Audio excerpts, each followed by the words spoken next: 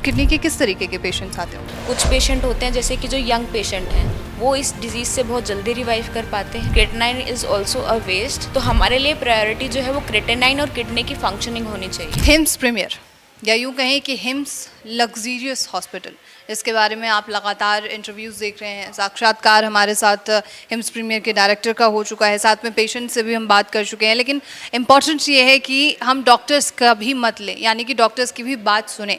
आज के इस खास प्रोग्राम में हम चर्चा करने वाले हैं किडनी पेशेंट्स को लेकर जो यहाँ पर एडमिट होते हैं। और ये दिल्ली एनसीआर का ऐसा हॉस्पिटल है जो कि ख़ासकर एयरपोर्ट से बहुत ज़्यादा पास है। जो लोग रेलवे से आना चाहते हैं, ट्रेन से आना चाहते हैं, उनके लिए भी सुविधा है। और यहाँ पर मेरे साथ जो है मौजूद हैं डॉक्टर आशु चौधरी, और इनके बारे में एक तारीफ़ ये है कि ये साउथ दिल्ली से गुड़गांव ट्रैवल कर रहे हैं रोज़। फॉर दैट कॉन्ग्रेचुलेशंस कि आप रोज़ ट्रैफिक में फंसते हैं। और सबसे पहला मेरा सवाल यही है कि किडनी के पेशेंट्स जो हैं यहाँ पर आ रहे हैं, और किडनी के किस तरीके के पेशेंट्स आते होंगे? जो क्रॉनिक किडनी पेशेंट्स होते हैं जिनका अभी जस्ट रिसेंटली नहीं, सम पेशेंट्स आर देयर जो आते हैं कि अभी अभी हमें क्रेटिनाइन की रिपोर्ट मिली और हमारा क्रेटिनाइन बढ़ा हुआ है। दे आर एक्चुअली अनअवेयर कि वो किस डिजीज़ के चंगुल में फंस चुके हैं। जब वो यहाँ पे आते हैं तो उस टाइम उनका सिर्फ यही कंसर्न रहता है। कुछ पेशेंट्स होते हैं कि जी हमारा यूरिन कम हो गया है, कुछ पेशेंट्स आते हैं कि हमारा डायलिसिस चालू हो गया है, कुछ पेशेंट्स आते हैं जिनको कोई भी सिम्टम नहीं है, आप देखेंगे तो पहचानेंगे भी नहीं कि ये पेशेंट बीमार है, पर उसकी किडनी ख़राब है क्योंकि उसकी रिपोर्ट्स वो इंडिकेट कर रही हैं। तो इस सॉर्ट ऑफ पेशेंट्स हमारे पास आते हैं। ठीक है, तो मतलब ज़्यादातर डायलिसिस वगैरह भी हो रही होती है? जी, कुछ पेशेंट्स आते हैं जो कि हफ्ते में 2 या 3 डायलिसिस भी करा रहे होते हैं। जी हफ्ते में 2 या 3 करा रहे हो? जी, क्योंकि उनका जो क्रेटिनाइन लेवल होता है अगर वो 15 से ऊपर राइज़ करता है तो हम मान के चलते हैं कि हफ्ते में 2 डायलिसिस उनको चाहिए ही चाहिए। कुछ पेशेंट्स आते हैं जो बहुत ही सीवियर या पिछड़े हुए इलाके से, जिन्हें इतना आइडिया नहीं है कि वो किस डिज़ीज़ की वजह से परेशान हैं, जो अवेयर नहीं हैं, उनके हफ्ते में 3-3 भी डायलिसिस होते हैं और वो पेशेंट भी हमारे पास यहाँ आते हैं। अच्छा, तो मतलब जब आप ट्रीट करते होंगे तो उन पेशेंट्स की कब तक वो रिवाइव हो सकते हैं या उनकी डायलिसिस बंद होती है? बेसिकली डायलिसिस का काम क्या होता है, जो बॉडी में क्रेटिनाइन बढ़ रहा है ब्लड में, वो उसको प्योरीफाई करके और ब्लड प्योरीफाई करें जिससे उनका लेवल्स कम हो। तो पेशेंट जो है रिवाइव करना सबसे पहले तो आयुर्वेद के अकॉर्डिंग, और जो हमारी अप्रोच है इंटीग्रेटेड अप्रोच, हम ये कोशिश करते हैं कि पेशेंट की बॉडी टाइप समझें। कुछ पेशेंट होते हैं जैसे कि जो यंग पेशेंट हैं वो इस डिज़ीज़ से बहुत जल्दी रिवाइव कर पाते हैं क्योंकि उनकी बॉडी उन्हें सपोर्ट करती है मेडिसिन्स में। कुछ हमारी नेचुरोपैथिक और जो पंचकर्मा थेरेपीज़ यहाँ पे चलती हैं पेशेंट के लिए, हमारी किडनी क्लेंजिंग होती है तो उसके अंदर हमारी जो हर्ब्स रहती हैं उनकी मदद से पेशेंट होते हैं जो विद इन 15 डेज़, ये हमारे क्लेम है और हमने पेशेंट्स में देखा है कि विद इन 15 डेज़ जो पेशेंट हैं वो धीरे धीरे रिवाइव होना शुरू हो गए हैं। 3 डायलिसिस से 2 पे आ गए हैं, 2 से 1 पे आ गए हैं, and there are some patient also जिनका डायलिसिस हम बंद भी करवा चुके हैं। नाइस। अच्छा, क्या क्रेटिनिन लेवल ज़्यादा इम्पोर्टेंट होता है या फिर जीएफआर इम्पोर्टेंट होता है? एक्चुअली क्रेटिनिन लेवल ज़्यादा इंपॉर्टेंट होता है। रीज़न बीइंग क्रेटिनिन एक ऐसा आपकी बॉडी में पदार्थ आप कह लीजिए जो कि आपके शरीर में नहीं होना चाहिए। Kind of waste thing.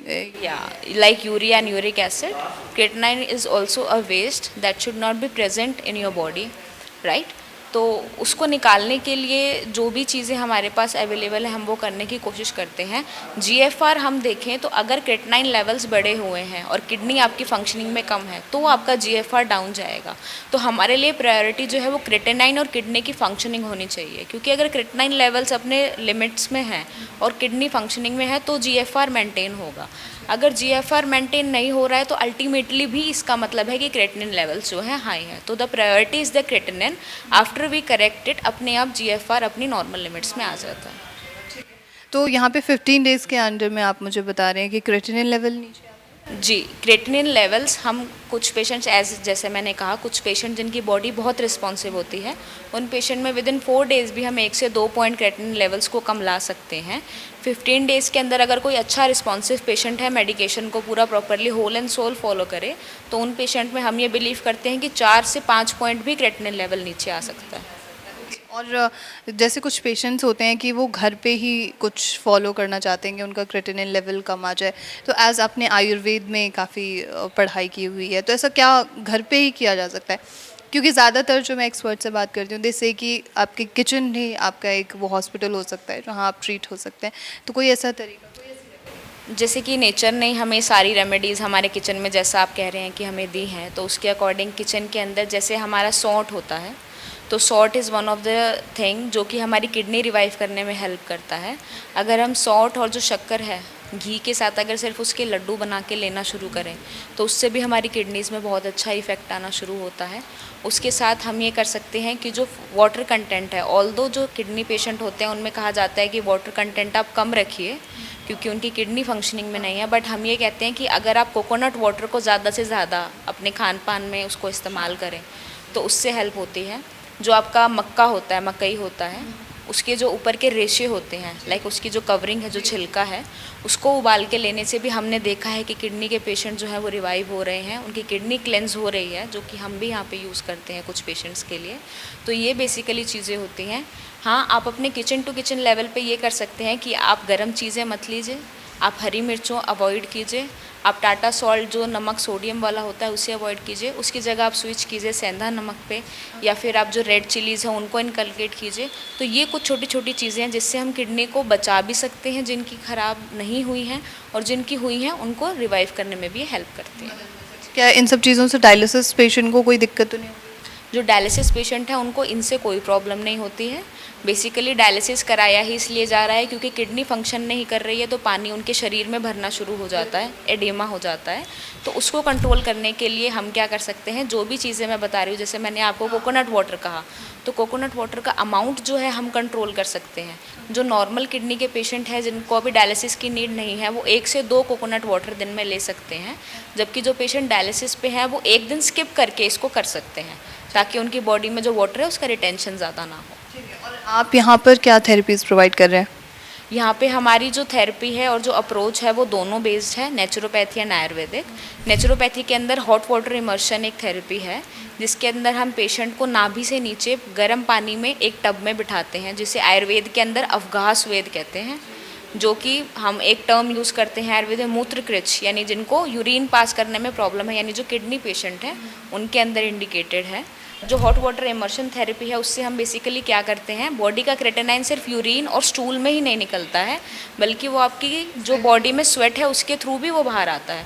तो हमारी कोशिश ये रहती है कि HWI करा के हम जो पेशेंट का स्वेट है उसके ज़रिए क्रेटेनिन को बाहर निकालें, जो कि पेशेंट, कुछ लोग हमसे ये बात पूछते हैं कि ये तो हम घर पे भी कर सकते हैं जिनके घर पे टब अवेलेबल है, बट यहाँ पे ट्रिक थोड़ी सी ये है कि हम टेम्परेचर थोड़ा अपने अकॉर्डिंग हाई रखते हैं, 42 डिग्रीज़ पे रखते हैं फ़ारेनहाइट पे। तो उसके लिए हमें क्या करना होता है कि हमारे जो टब्स हैं वो बेसिकली एम्पैनल्ड हैं एक इलेक्ट्रिक बॉक्स के साथ, जिससे हम जो है उस टेम्परेचर को कंट्रोल कर पाएँ, और पेशेंट टू पेशेंट वो वेरी करता है। और ये प्रोसीजर हम उन पेशेंट्स में नहीं कराते हैं बिल्कुल भी जो कि हार्ट पेशेंट होंगे या फिर जिनका BP ज़्यादा ही राइज रहता है। तो उनके अंदर हम LLHW यानी कि lower leg hot water immersion therapy का यूज़ करते हैं, क्योंकि जो हमारा सोल है फुट का, उसके अंदर जो ब्लड सप्लाई है वो सबसे ज़्यादा रिच है, तो हम वहाँ से कोशिश करते हैं कि टॉक्सिन्स को बाहर ला पाएँ। Thank you so much doctor. Most welcome, most welcome. तो ये थी पूरी जानकारी, और किडनी के बारे में तो अभी हमने बात की ही है, लेकिन अब इस पूरे प्रोग्राम में आपको कुछ ऐसे टिप्स जो ज़रूर मिले हैं जो आप घर पे फॉलो कर सकते हैं। लेकिन अब हम डायबिटिक पेशेंट्स के बारे में भी बात करने वाले हैं कि आखिर वो कौन से टिप्स हैं जो आप अपने घर पे रहकर फॉलो कर सकते हैं और उससे आप ठीक हो सकते हैं। फिलहाल आप नेशनल खबर के साथ यूँ ही बने रहिए।